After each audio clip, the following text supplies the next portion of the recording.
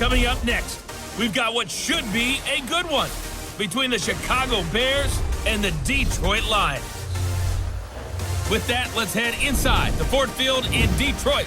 We're standing by are the two men who will bring you this one, Brandon Godden and Charles Davis. Well, Coach, the seating capacity is 65,000 at Ford Field, and we are right around that number today. A good crowd on hand and seemingly ready to go in the Motor City.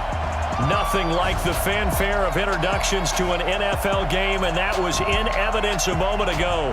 Fireworks, pyrotechnics, you name it. This crowd is ready as their guys get set to match up between the Chicago Bears and the Detroit Lions. Along with Charles Davis, I'm Brandon Godden. And Charles, we look at this Lions team entering play.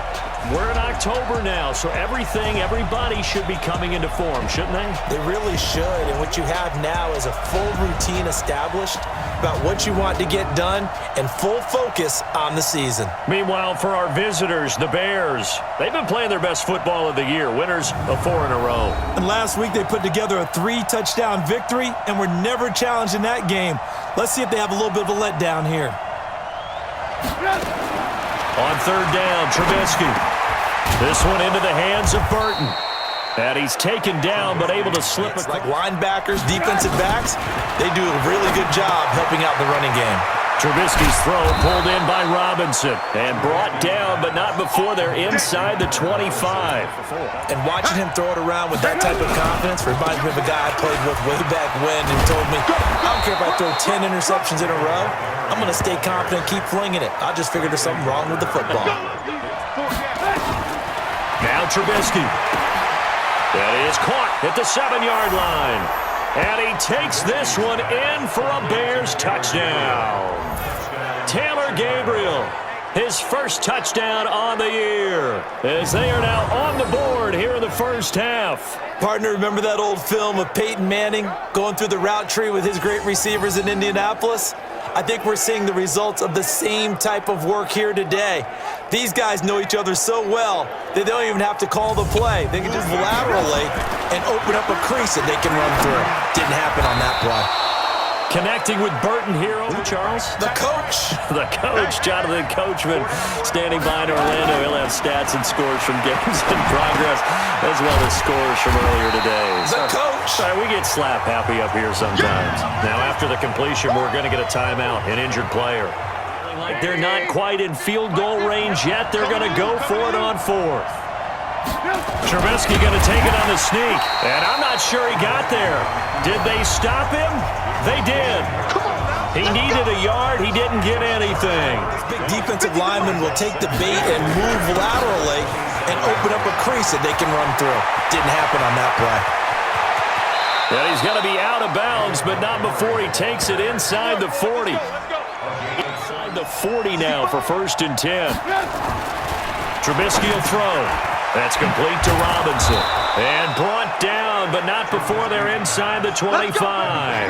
14. On 2nd and 12, Trubisky. He finds Robinson. A gain of 13. From the gun on 3rd down, it's Trubisky. And that's going to be knocked away in the end zone. It's incomplete. The former first-round pick, Vernon Hargreaves, the one who was there defensively. Receiver in stride, and he can pick up a lot of yardage after the catch. But in this situation, the defense was effective, able to stop him before he could get a good head of steam going. And then, now Montgomery. And they'll get him down as he's inside the 40. A third of their opportunities, 3 for 9. This will be 3rd and 6. Now it's Trubisky. That is caught by Cohen. And he's going to be brought down short of the first at about the 31-yard line. As this offense gets set to take over.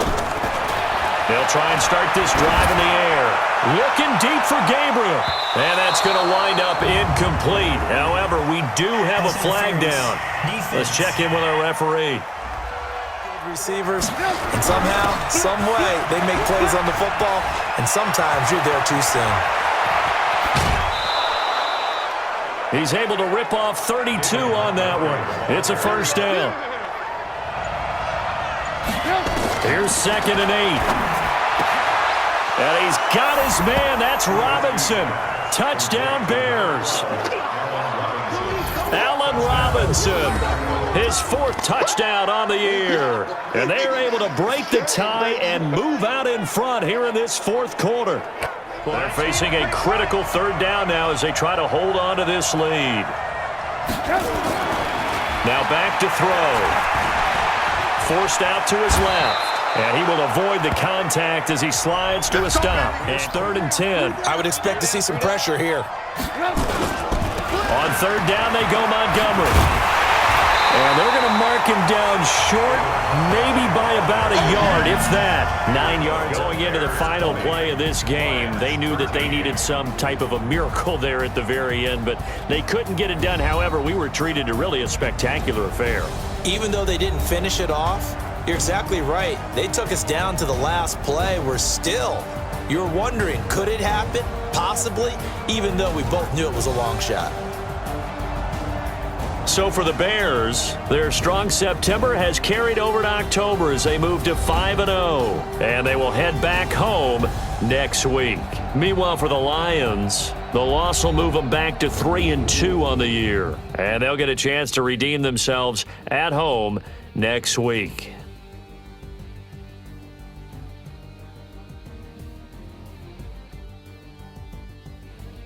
That'll do it for us. For Charles Davis and all our hardworking crew, I'm Brandon Gaudin. You've been watching the NFL on EA Sports. For more, find us on Twitter at EA Madden NFL. With that, we say so long, everyone, from Ford Field.